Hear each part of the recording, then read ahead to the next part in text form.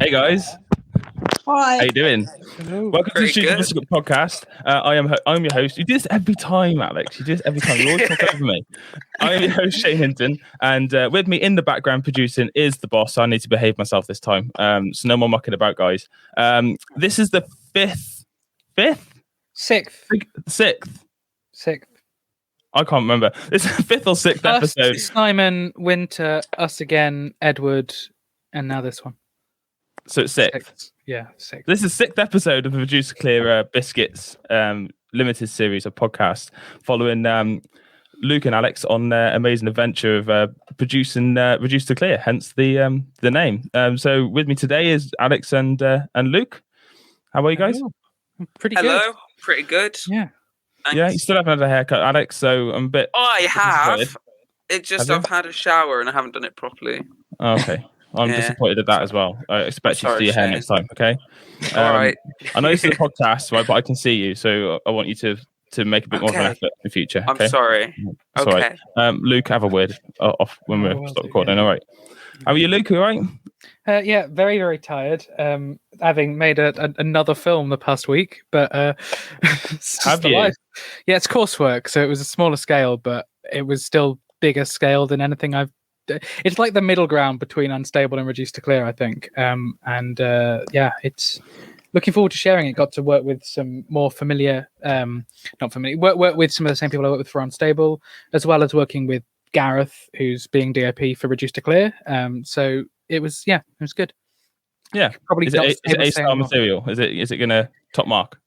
I hope so, but who knows? Who knows? I'm very proud of it, but I'm also spending all my free time paranoid in the edit, going, continuity error, fix that color grading. So Have you started it, your new it job may yet? be in well.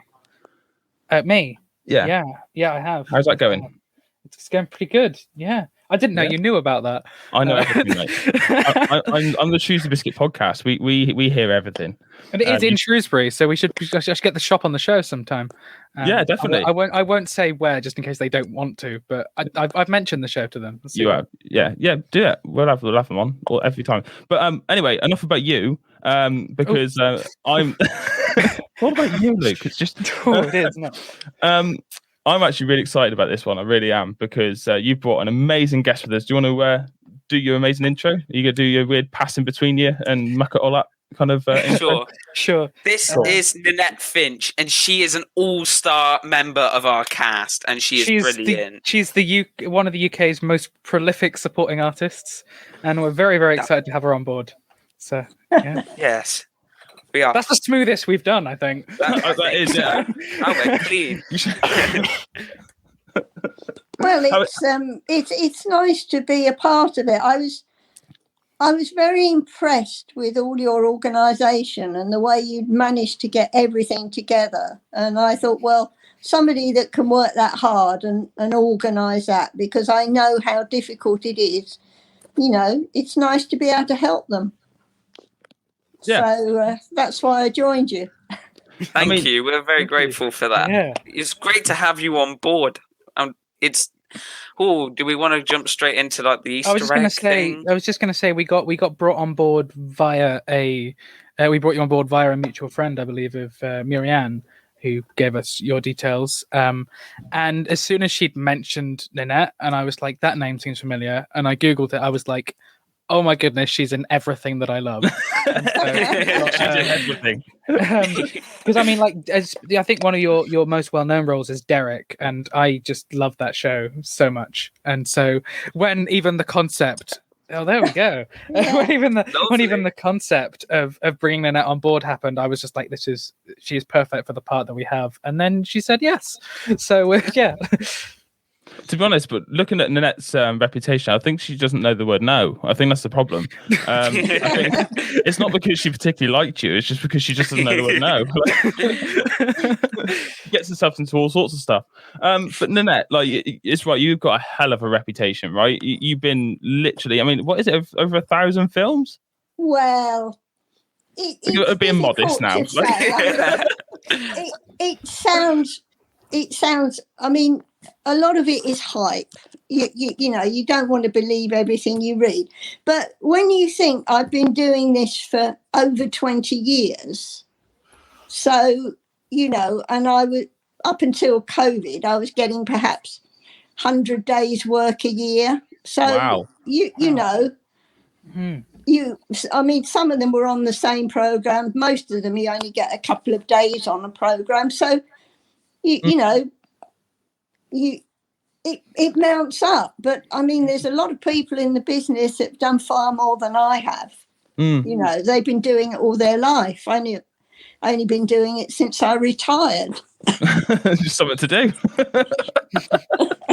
so Ninette, what was young Ninette like? I always ask this because I love to find out, where people started and that sort of find out a bit about their life. So, where did Ninette sort of come from? What did you do when you were younger? Well, I worked in a bank most of my life. Oh wow, okay. But I was always interested in the theatre. I went to the theatre a lot. I did a very little bit of amateur acting. Not really much, but I love the theatre, and it's quite interesting because I went to see the History Boys years ago when it came on at the National. I never dreamed that I'd end up with working with most of the cast that I saw on stage that day. I mean, I had no expectation of it at all. Yeah. Wow. Didn't you tell me at one point that you went to like the first performance of Les Miserables? Yes, that's right. That's so ended cool. up in the film. That is at the Barbican. That is incredible. At the Barbican. First, and the list of numbers was a separate printed sheet because I hadn't got it organised by the first night. Wow. That's amazing. So I mean, and then you popped up in the movie. Yes, well, I'm a pink blur at the bottom right-hand corner of one scene. My sister's seen it over 50 times. She probably knows that pink blur. Ninette, if I'm honest, you're in that film. You're in that much more than I am. So I would claim it. So yeah, I mean, obviously, you say that you started doing this after you retired. You must have seen quite you sort of seen it all, really, haven't you? Like through your life, right from sort of, you've seen the industry change, and transform to what it is now. I mean, when I was younger, I couldn't have done it anyway because you had to be a member of Equity, or you had to have somebody that knew somebody who would get you into the union. It was definitely a closed shop. Yeah. But I started in 1999, and anyone can do it now. The trouble is that now there's far more agencies, there's far more people in the business, so the work is spread much thinner. You know. But I mean, to be fair, though, I mean, I would imagine. I mean, I was to try and say this as respectively as possible, and please don't take it the wrong way. You kind of got a bit of a niche, sort of, with swearing being old lady. It's my niche. I come on and I say F off and I leave. But it is a bit of a niche because I mean, like somebody who looks like you and presents like you, like. I'd assume that the market's not exactly saturated in that. I mean, people that look like me, like, they're probably 10 a penny, But yeah, I mean, look at that. I'm lucky that I look good in costume. Yeah. I'm sort of I don't know if you put me in costume, I look as if I belong to it. Yeah, I don't. Have you always sort of been like that? To a fancy dress party. Have you always dressing up as a child, and yeah. And it's lovely now because I'm in my second childhood and can still dress up. That's it. Do it. Absolutely, absolutely. Sleep when you're dead, can't you? That's what I say. You might as well enjoy it now. There's a lovely sort of quote from a Sondheim song which will say, "There's a lot I'll have missed, but I'll not have been dead when I die." That's true. Yeah. Yeah, that's very true. That. So, Ninette, like, obviously you retired. You worked all your life. You done your bit, and you thought, right, I'm done now. I'm retiring. That's it. Was it almost like immediately after you retired? Did you have a bit of a gap, and you're like, right, okay, I'm bored now? I was doing sort of the odd part-time job, and that finished, and I wanted something to do, and my son, he used to do background work at one time, and he said, and I was always, what have you been doing? Where have you been? What was it like? And he said, you should do background work. And I sort of said, they'd never let me on a film set. They wouldn't let me do that.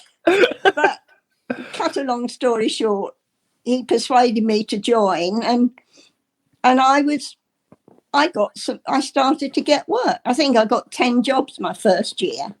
Wow. But that is good. Yeah. Well, then it was pretty naff. Oh. but slowly I got more, there was less competition in my age group. Yeah. Well, yeah, I can imagine. And I enjoyed it. And so, I've had a ball.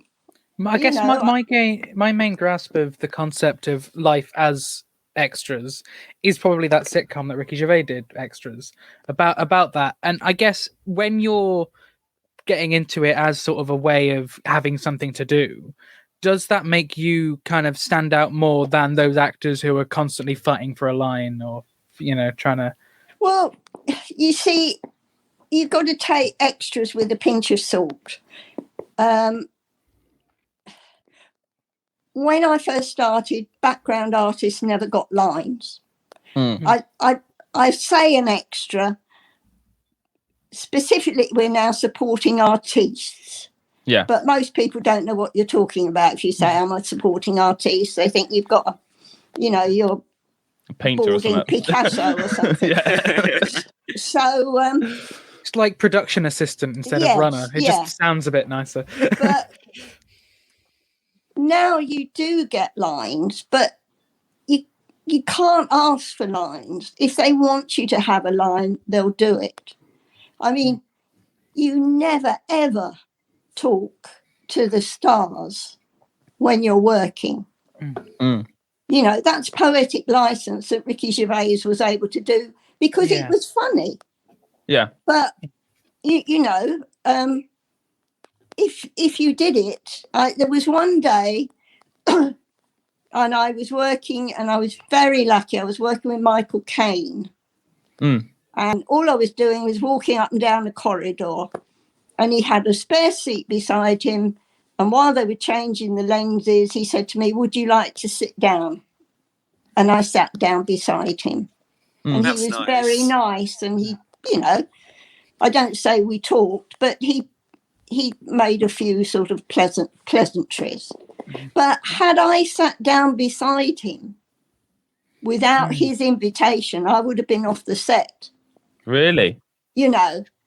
Because, I mean, if you work in a big organisation, you don't wander into the managing director's office and start chatting to him and say, "Oh, how are you today?" Sit on his desk and start chatting. I mean, they say out. Yeah. And it's the same, you're really mobile background. Yeah. And that's what you do. And to be honest, I had no expectations of ever getting into the foreground, let alone having parts, Yeah. And I'm just as happy still doing background because I like the work and I like the atmosphere. Yeah. I haven't got delusions of grandeur. I don't say, "Oh, I won't do background now." I don't do as much. And my agent would probably rather I didn't do anything. Do you come across actors like that when you're doing extras work? You seem to, feel as though they deserve better. It's just good fun. Are you still there? Because you all seem very quiet. Yeah, there seemed to have been a freeze from I'm getting glitches. Oh, I thought I bored you rigid. no. So it's catching up now. Oh, God. Yeah, I think we're pretty much caught up. You're lagging a little bit, Ninette, but I think we all are at points. So it'll. It's just one of those things. Wow. Yeah. I mean, so Ninette, what was your first gig when you first went? All right, let's do some acting. What was the first thing what was the first job you got? Well, first. Well, it's very difficult because all jobs have their own, nice bits. I mean, I was in Phantom of the Opera, and that was my first sort of big musical. Yeah. Was that like an experience for you? Did you sort of like, were you like, oh right, okay, I need to sort of like brush up my skills here a little bit, like, or was it like you just sailed through it? No, you just turn up and do what they ask you to. Really, I think most of it was in the audience, so you're just sitting watching what's going on. It's great, Yeah.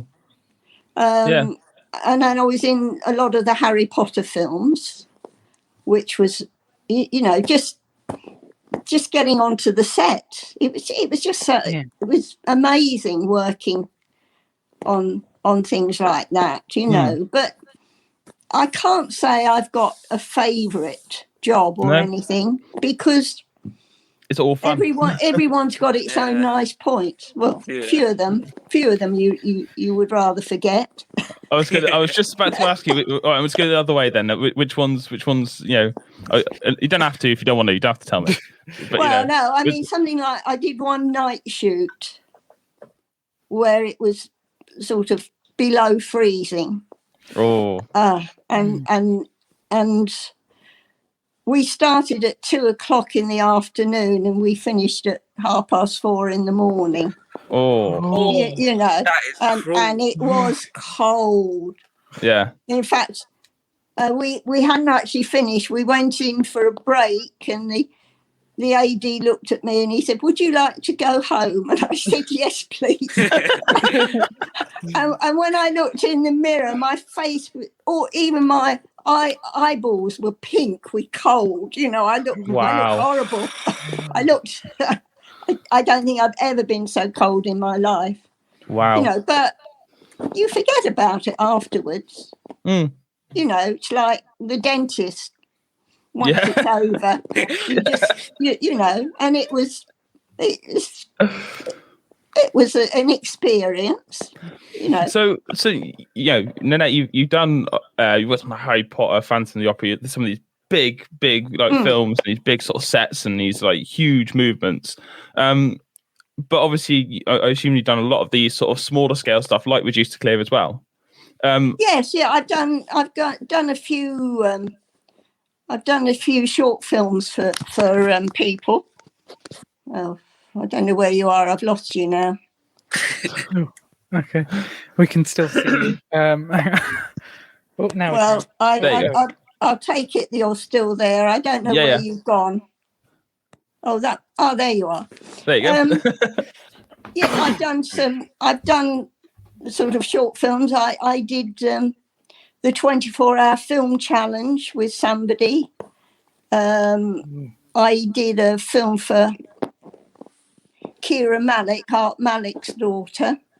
So I've done little things like that, And is it much difference for you then in your sort of position, being like extra or the supporting artiste, with regards to the bigger movements to the smaller ones? Oh, I enjoy it just as much. I mean, if you do a student film or something like that, then you obviously get a better part. You get a chance to do more than you would in a film or a TV show, because you've got they ask you to do something. Yeah. So it's good experience that way. And Is there something? I mean, most of the time, as a background artist, you're not. You really only have to be yourself. You know, old lady sitting in a pub, old lady walking down the street, old lady in a care home. You know, it doesn't stretch you that much. But on the other hand, not everybody can be natural when they do it in front of the camera. Yeah. You know. Yeah. And that's the key thing, isn't it? It's making it look natural, so it's not forced, you know? No. And I enjoy comedy, so a lot of the little comedy roles that I get, no agent would send an actress to do it anyway. Right. You know, you wouldn't get some of the, you know, bigger sort of artists just coming in for one line, you know, to be, I don't know, to be gunged or, you know, pushed over or tipped out of a wheelchair or something like that, you know. Yeah. So how do you find doing stunts and things like that, like the odd little kind of gunging or falling? Like, how does? Oh, I don't mind. I mean, you've got normally you've got a crash mat. Yeah. So if you've got a crash mat, it's fine. You know, I've been tipped out of wheelchairs. I've been electrocuted. I've died a couple of times. Had a couple of very touching deaths on Holby. Please post this clip on social with no context. It just says I've been tipped out of wheelchairs and died a few times, and just no further context. Wow. You've literally seen it all, haven't you, Ninette? Literally seen it all. Pretty well, yes. So do you think that that doing this sort of work and you know, it's quite taxing, isn't it? Obviously, you're saying you've been out, you're working out in the cold and that kind of stuff. It's stressful, it's long hours. And do you think that I was up at 4 this morning to get to EastEnders. As you do, you know. As you do. But I don't think I'd be as fit and as with it as I am if I hadn't done that work. Yeah, I was going to say, keep you on your toes, and and also you get this tremendous adrenaline when you're working, which, you know, I don't think does you any harm, to be honest. No, for sure. You remind me a lot of my grandma, if I'm honest, in that, because she is so much like you. She's like 74, something like that, mid 70s. But no, sorry, she's 80 odd.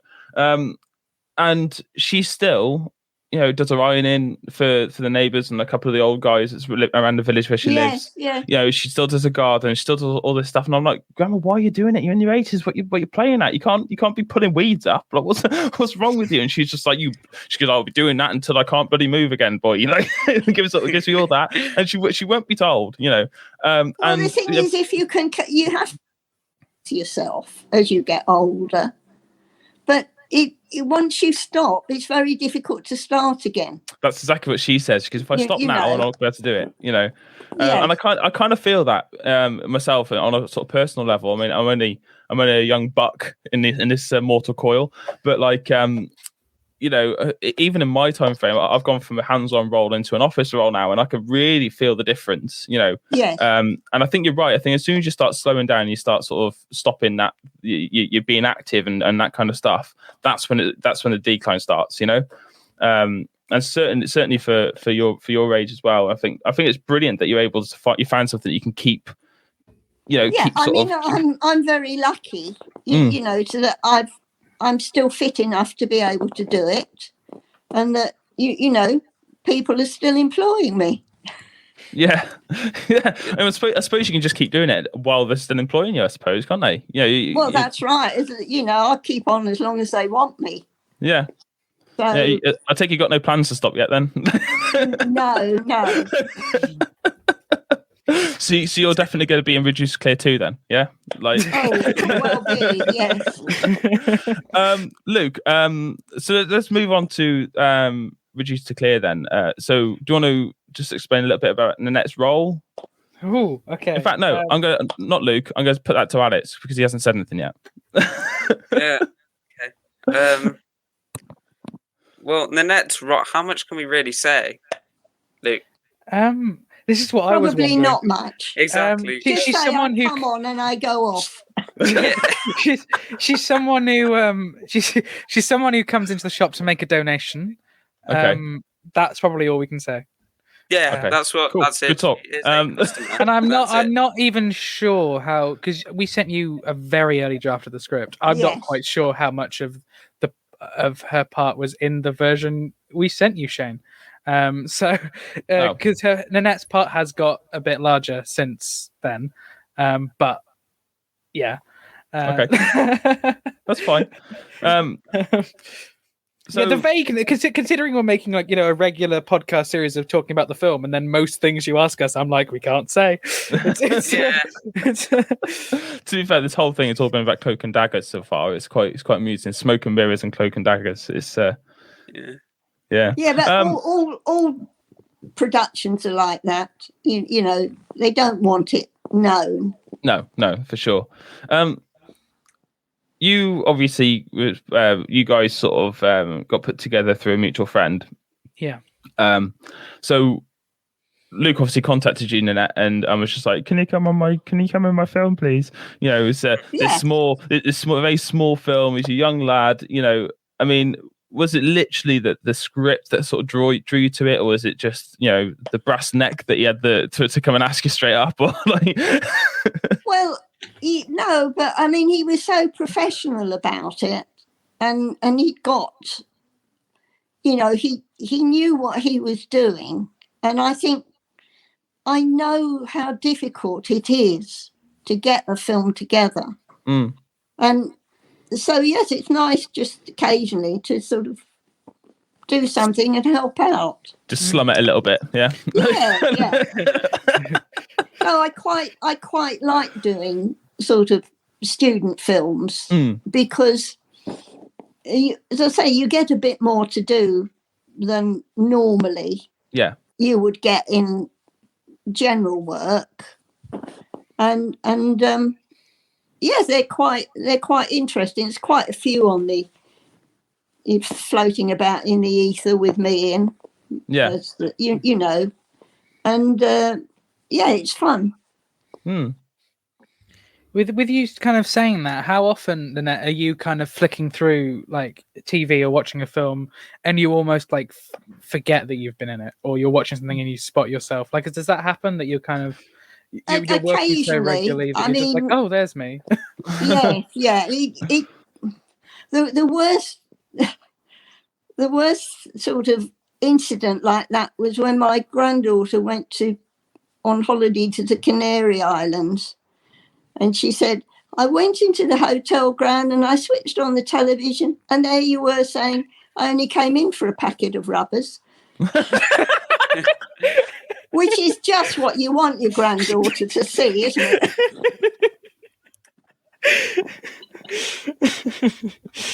And that's brilliant. I once was on a plane, and I was in the film that came up. So you just sat there like. I mean, do you often have like moments where people will recognize you out in public and kind of be like, "I've seen you somewhere," but very, very rarely. When Derek was around, I got recognised a couple of times, but not many. I mean, I was on a massive advert on the tube, one of these huge things, and I was standing on the station, and there was me, life, larger than life and twice as ugly, and nobody came up and said, "Oh, look, that's you," and they were all reading the paper in the tube with me on the on the page, and nobody twigs because they're not looking for you, are they? They don't expect you to be sitting there. You've got to really fight temptation to not bring that up, surely. Like it's got to be one of those things where you think, I really want to tell this person that there's me. And was it? No. I think it was Tony Hawk. that actually kept. It was a string of. It happened all the time to him, where people used to go up to him and say, "You look just like Tony Hawk," and he'd be like, "Mm-hmm." And he was like, "Yeah, I get that a lot." Yeah. You know? Yeah, because people don't expect to see you. No.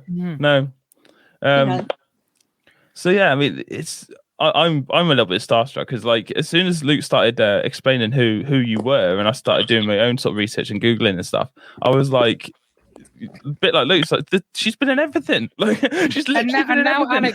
Alex and I think probably, I'd say maybe something like once every week or so, we'll message each other watching something. We'll be like, I think that's Ninette.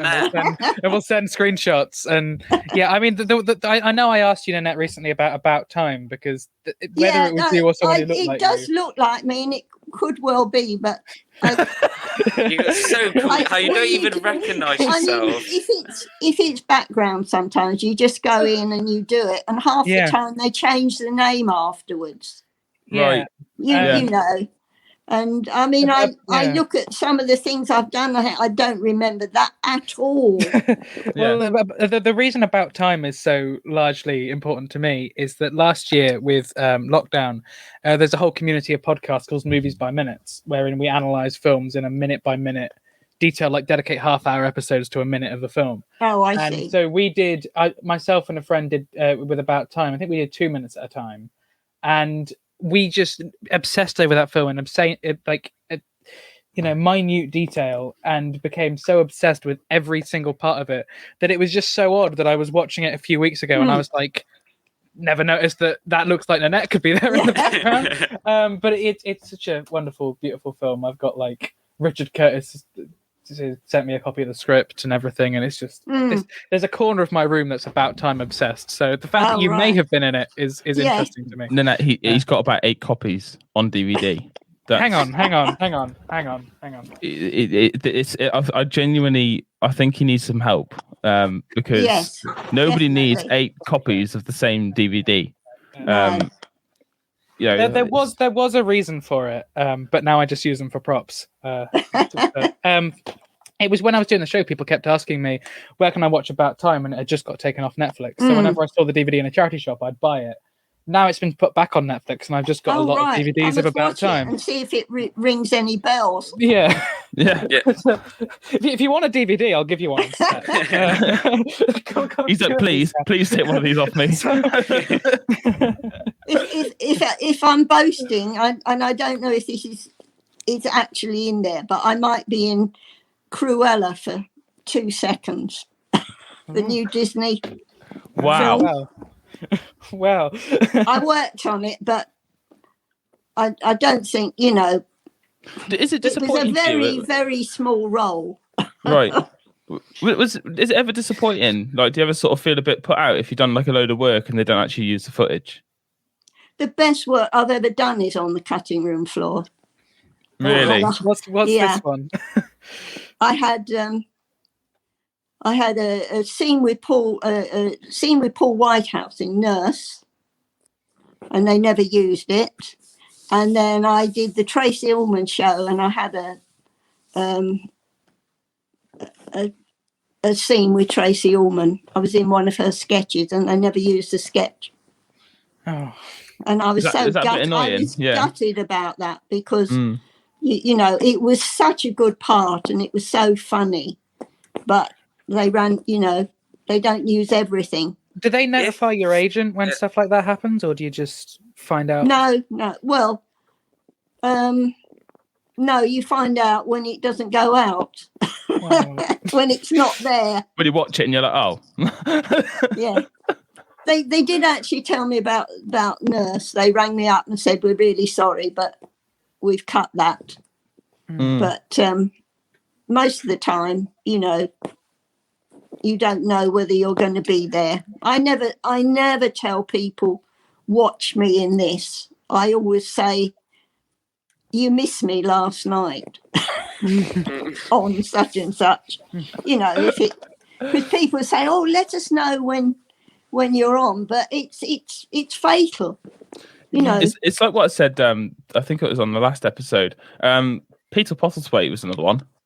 I used once to sort of was aware that he used to extra and stuff as well as act, if you know what I mean. You know, I started seeing him in the background of so many different films. He's just there, you know, because he's got a very distinctive look. You know, he has obviously he's died now, but you know, he had a very distinctive look about him, and so he would be cast for very sort of certain roles and certain sort of places and stuff, and you just see him, and I'll be like, he's there again, like he's there, and you know, it's weird how once you sort of, it's really odd, right? That extras, you're right, they kind of go, you kind of overlook them a little bit, but then you also notice them when they're not there.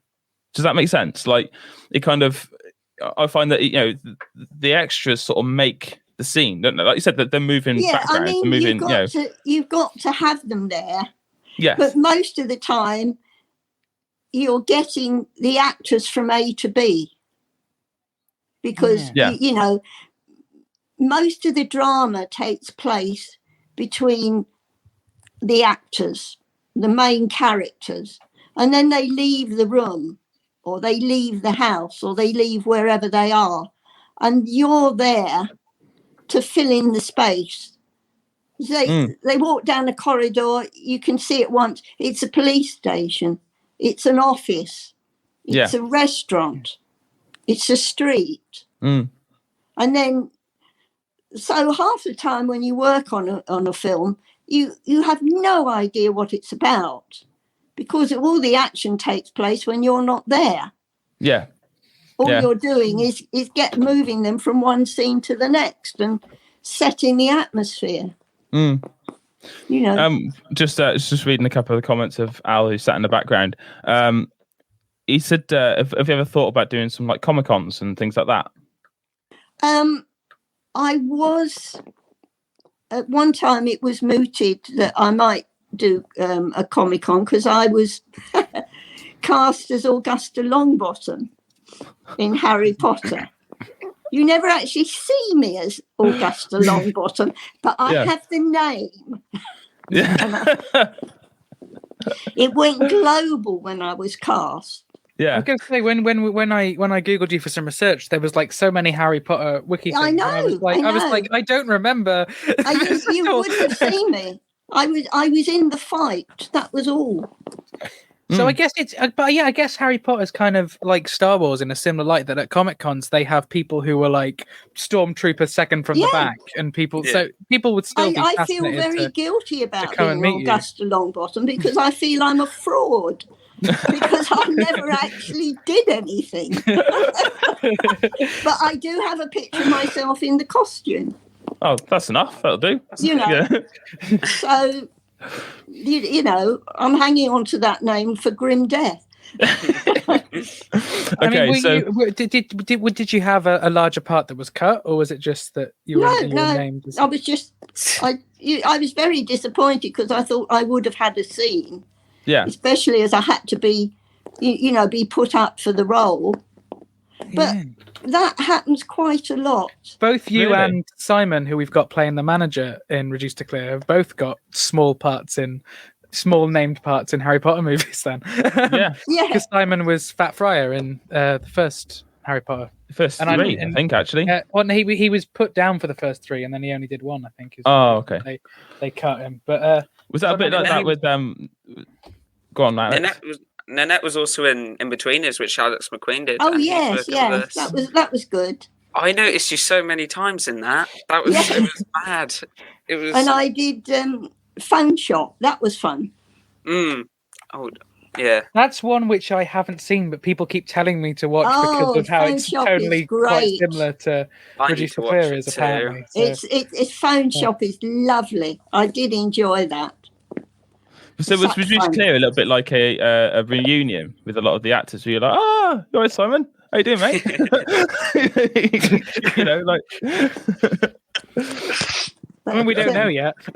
Do you find that that with being in so many films as an extra, do you find that you start recognizing extras and you're like, oh, I do? Well, you do get to know quite a few, and also crew. I do meet a lot of crew, and I get on quite well with the crew. Yeah, and so that's nice. You know, you've got somebody to chat to. even for myself, just starting to break into kind of the film circuit, being mostly, indie stuff, I've bumped into some of the same people on like just short things, just like obviously not so much now, but like networking events. It's like, oh, but that's the person I saw on that movie set the other week, and it's so kind of fascinating. I say that I've been to one networking event and one film set, but it was the same people. It was quite weird. It was different stuff, but there's certain people who are incredibly popping up everywhere and doing everything to break in. It's yeah. Ninette, do you have a favorite genre to work in, or do you just like them all equally? I do enjoy the comedy. You know, I like the comedy things, but to be honest, I usually enjoy whatever I do. Oh yeah, and everything's different. I mean, I've just finished The Great, and that was amazing. That's not sort of, well, it's amusing, but you wouldn't call it comedy. Is it are the sets different between genres? Like if you played obviously in a comedy, are the sets a bit more relaxed, or is it like, are they all stressful? Comedy's good because the dialogue isn't set in stone. A lot of it is ad-libbing, or you. I mean, you can sometimes you make suggestions and they say, "Oh, that's a good idea. We'll do that." And that's good. Quite a lot of the comedy programs, you've got one of the writers involved, so it evolves, and they say, "Oh, we'll do this." You know. I do think that in that sort of context, that's a good idea, because in for example, somebody like yourself has got a vast experience of being extras and things like that. You've probably got a wealth of knowledge to bring to it as well. Because you say, well, actually, I could do that, but I could also do this. And you don't normally make suggestions. No.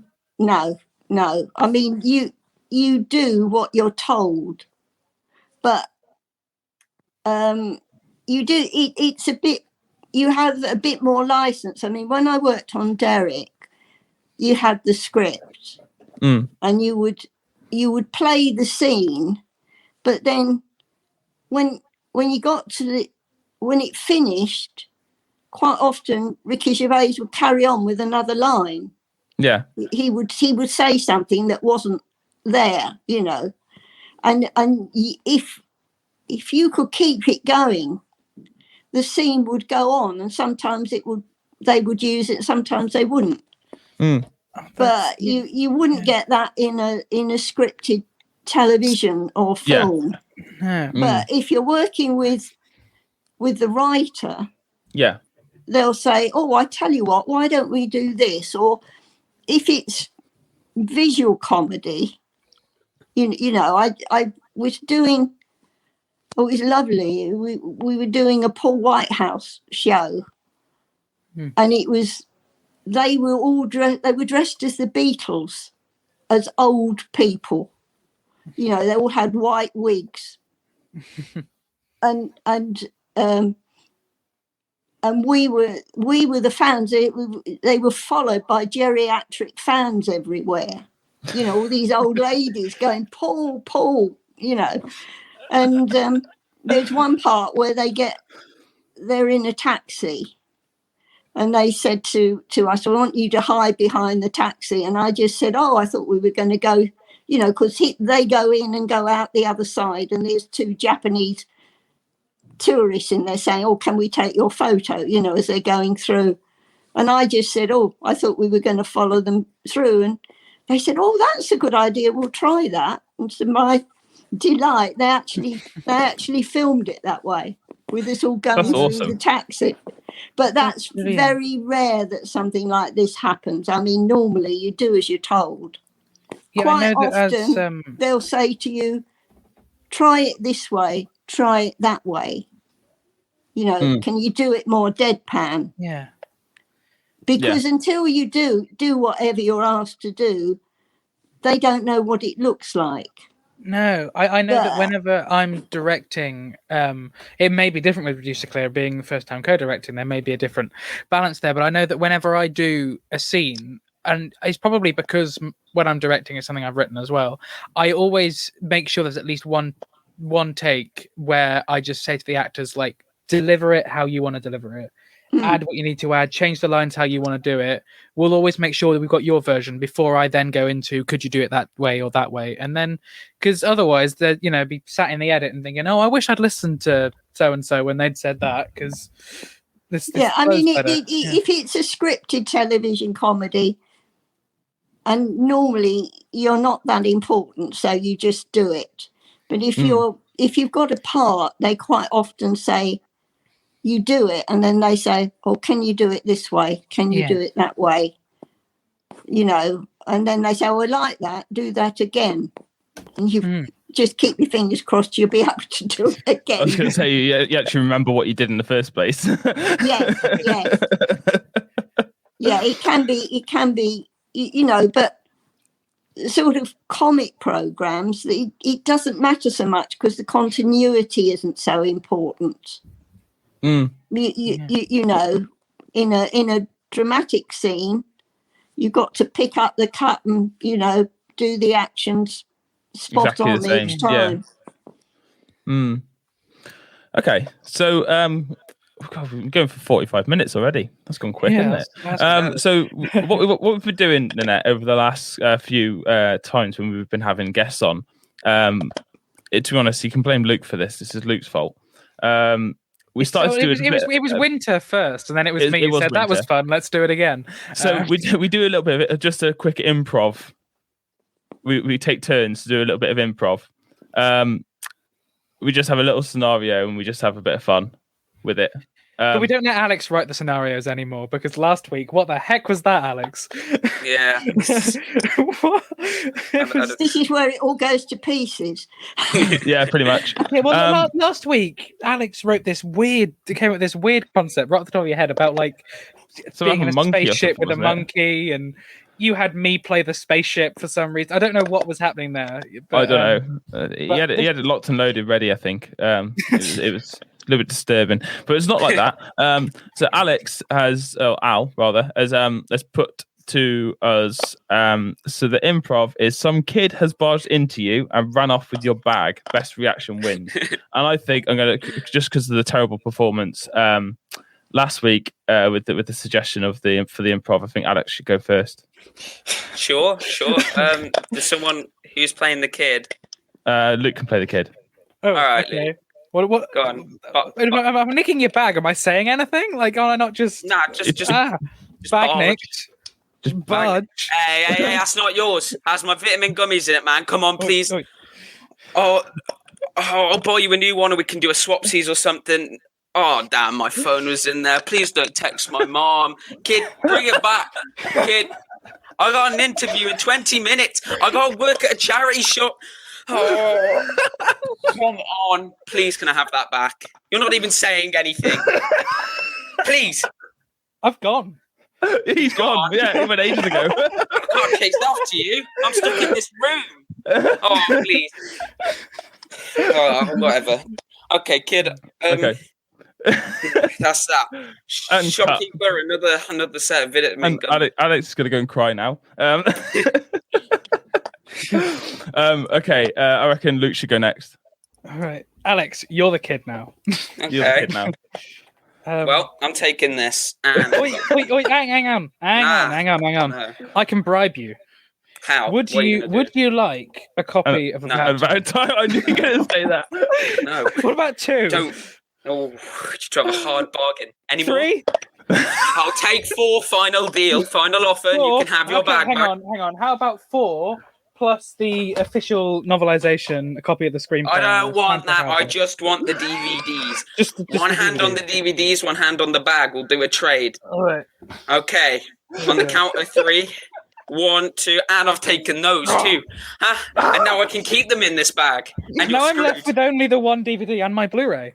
That's a shame. That's not my problem, though, really. So, bye. And you're probably the most polite thief I've ever heard in my life. Well, Okay. at least both of you have not got anything particularly hard to follow up on. I reckon Ninette should go next, and let's have Luke as the kid that's stealing the bag. Oh, nicked. I don't know what else I do. Oh, nicked. Come back. You can't take my bag. You can't. It's got my keys in it. What do I do? You horrible child. You are horrible. You are despicable, Luke. I'm not even in the shop and you are evil. I don't want to talk to you. I'm actually going to cry. Oh my God. Yeah, I felt bad. This wasn't a comedy. I just felt bad. Nicked the bag and you felt bad. I tell you what, if you have something stolen, you don't actually say anything because it's so quick. And you just stand there and look and you think, I don't believe that. I had my phone taken out my hand by a couple on a motorbike. I'm so sorry if this improv session is I just stood there and triggering memories. I was saying, come back. I mean, it was stupid. They couldn't hear me. They were halfway down the road. That sounds like the sort of my phone. I'm going to flat out blame Al for this. I'm really sorry, Ninette. This is like. I am so sorry. Would you like a case of PTSD? Oh dear. I'm very sorry, Ninette. Alex, I don't apologise. See, that sounds almost like a character you'd be playing in a film. Is like lady who's mugged from. Oh yeah. I'm not sure if I had been mugged. I can't remember now. There might be a reason for that. Yes, it'll come if I had it. Yeah. I feel awful. Moving on. Okay, so Ninette, what is, if someone, what's your pearl of wisdom when it comes to being an extra? Well, the advice that I was given many years ago, I used to go to the National Promenade productions a lot, which was really just like being an extra because it took place amongst the audience. And I got friendly with one of the actresses there. And she said, when the audience is so close, you can't act, you have to be. And that is very true for television and film acting, not for stage, because stage you have to project. But really, all I ever do is I just put myself in the place of the person, and then I wait to see what happens. A lot of background people make the mistake of working out what they're going to do before it happens. And they religiously do that, even though it has nothing to do. It's completely at odds with the scene that's happening. And you always get a rehearsal. So I don't make up my mind what I'm going to do. I just react to what happens when the dialogue starts. And that way it looks realistic. Yeah. But if you know people and they say, oh, I'm in a pub, so I'll sit here and I'll drink my drink. And they will sit and drink, and somebody will run across with a gun, and they'll ignore it.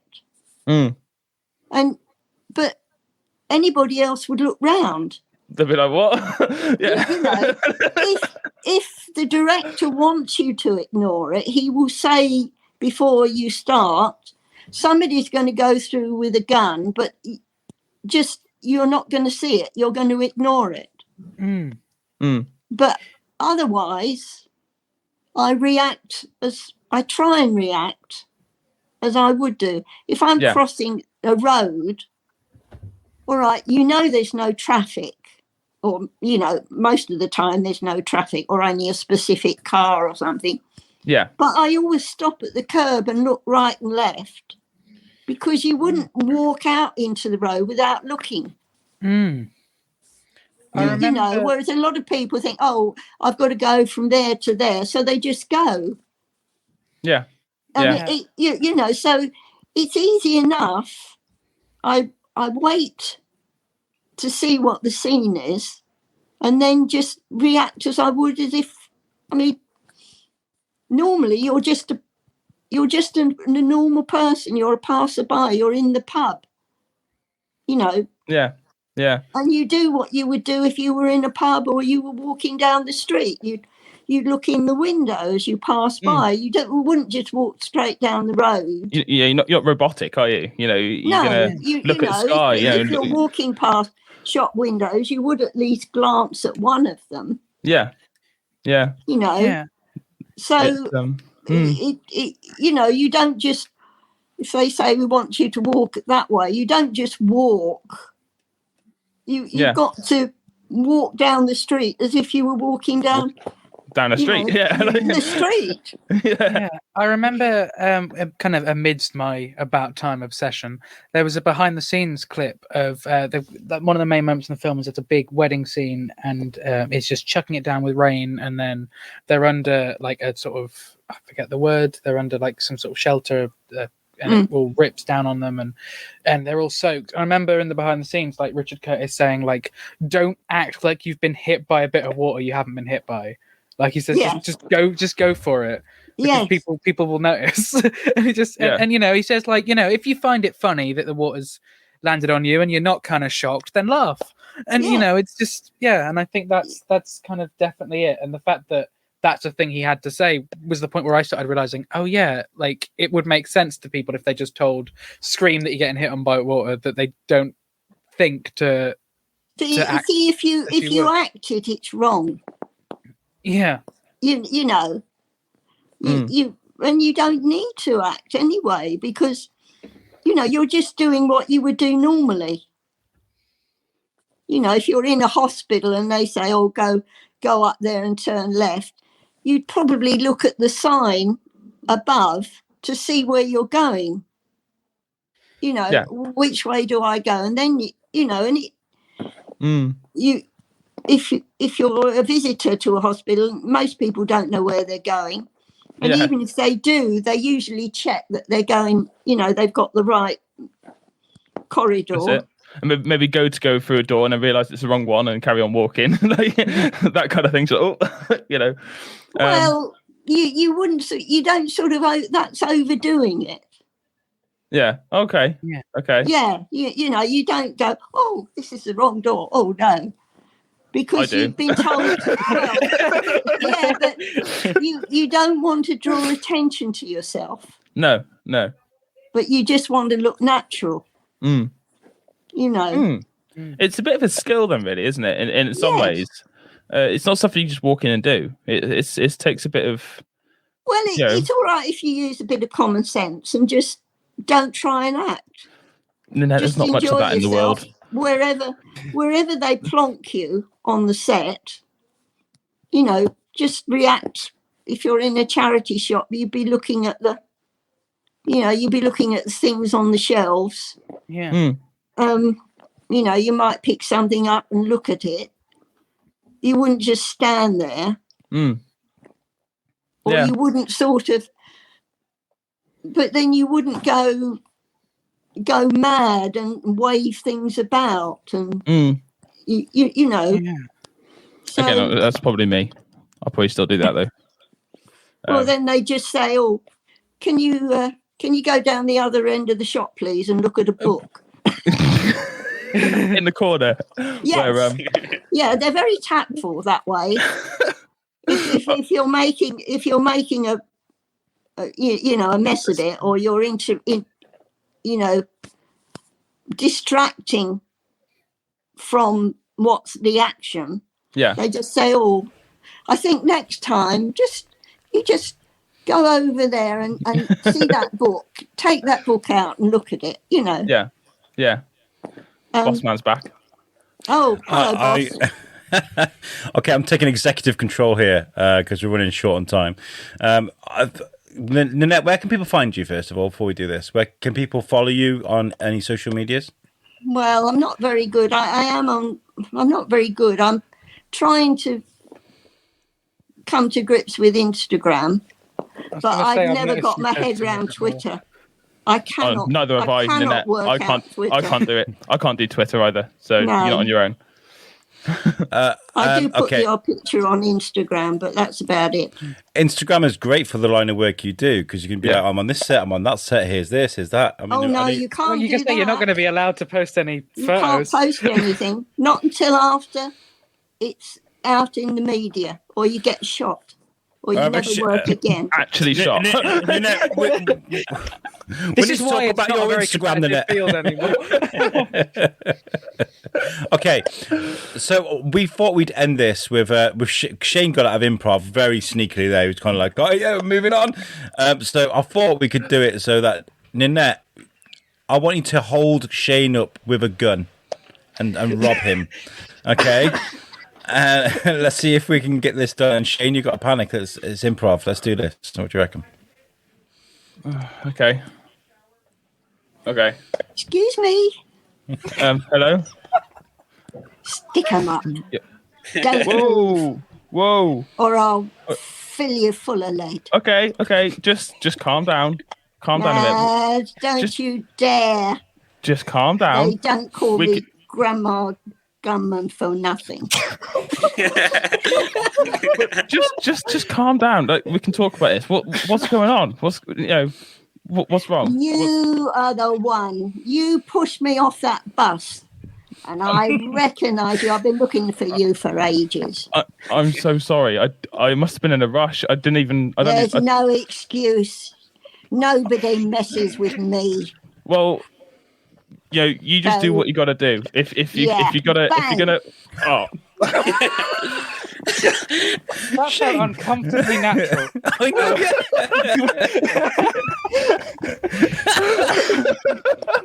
Well, I'm dead now. That's happened in my life. There we are. This is the first time for everything. Oh no, yeah, at least I've died once.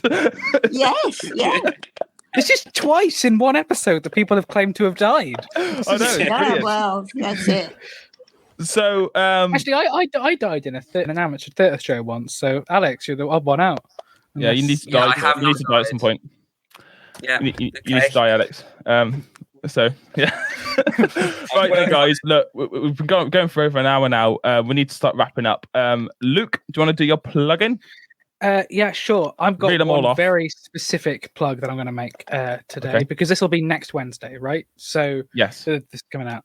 Okay, so if they think of this plug until Sunday, next Sunday, there's a very special episode coming out of my podcast, the Love Rosie podcast, analysing the film Love Rosie, 5 minutes at a time. Very special episode coming out that I can't say anything about, but just check it out. Cool. Do you not want to do your socials? Now just leave them with that. Oh, we're at Love Rosie Pod on Facebook, Twitter, and Instagram if they want to follow us to be reminded. Okay. Mr. Yousefi. Check out Mr. Middle Films on Instagram, all one word. That's where you'll find me and Luke. Like, that's our little. How do we like? It's our little joint page where we put everything to do with Reduce to Clear and other stuff. Yeah, that's it. Is that it? And Alex is already laughing at me and he's putting me off. Stop it, Al. So we. You need to do voice, but there you go. That's Alex's. Thanks, guys. That's my personal Instagram. That's it's a mouthful, so I just decided not to say it this time. But you've got me covered. So that's Riced by Daylight. Everybody, I had to say it. It's not a biscuit if I don't bring up Riced by Daylight. Exactly. And we have a website too. You can find our content on the website. It's made for us by our friends over at Web Orchard, which is the shrewsburyBiscuitPodcast.co.uk. All the content should be on there. And if you can't find the content, then drop us a message on Facebook. We're on Facebook, Instagram, and pretty much we're on Twitter. We're on Twitter. Have we even got Snapchat? Have we got Snapchat? We've got Snapchat. No, we haven't got Snapchat. I've been on Snapchat for a year and I can't figure it out. I can't figure it out. Also, I do want to say we are hosting a 24-hour podcast to raise money for Lincoln Davis. That's been held on the 28th of September through to the Nope. 29th. Wrong. Damn it. So from 9 a.m. on the 29th of September, I'm going to go live, and then I'm going to finish 9 a.m. On the 30th of September, which is International Podcast Day. We're going to be doing non-stop live 24-hour long podcast, 12 hours of the Shrewsbury Biscuit and 12 hours of You Suck, which is the other network I have. And the idea is to raise money for Lincoln Davis, which is a local cancer fund here in Shrewsbury. And the idea is to use all of the resources we've gathered around the world to try and help our local community. So we are looking for sponsors and also guests. So yeah, hit us up, drop us a message. I think there's going to be a form actually on the website, I believe. Stupidly, I forgot to put the slide there for the actual event, but it's a proper sponsored event. Reach are sponsoring us completely. Lincoln Davis are on board. We have a venue. Thank you to Shrewsbury Town and the community for letting us use their Reach Community Hub. We're going to be there for 24 hours. It's going to be amazing. We've already got some amazing guests and things lined up for. So we're after donations. If you can donate something that we can auction off. We're also selling sponsored hours, so like we can do like this hour is brought to you by Ding, and we're selling that from a minimum of £50 donation. £50 if you want to trick us a bit more, you can do, but minimum £50 donation. All going to charity, every single penny. So, yeah. So. And of course, if you're short of guests, we can do a post-filming Reduced to Clear Biscuits catch-up, maybe. Yeah, we need a reduced to clear live. I think definitely need to do that. Mm-hmm. Yeah, definitely. And I think that's it, isn't it, boss man? Good. Happy? Yeah. Good. I'm not going to get sacked this time then. I'll keep trying, Ninette. I keep trying really hard. You won't sack me. Shane, you did a great job today. Genuinely, really well done. Well done. Thank you for inviting me to join you. No, Ninette, it's been a pleasure. It's been an absolute honour. And you literally, when you did your improv, I genuinely thought I was going to cry. I'm not even ashamed to admit it. I flat out was going to cry. You're an amazing woman, and you remind me so much of my grandma. I want you to be my other grandma. So. God, my daughter keeps. I've got quite a few people that call me Nan now, and she keeps saying, "Where are all these grandchildren coming from?" My grandma's everyone's grandma. It's not grandma, it's grandma. So like she's everyone's grandma.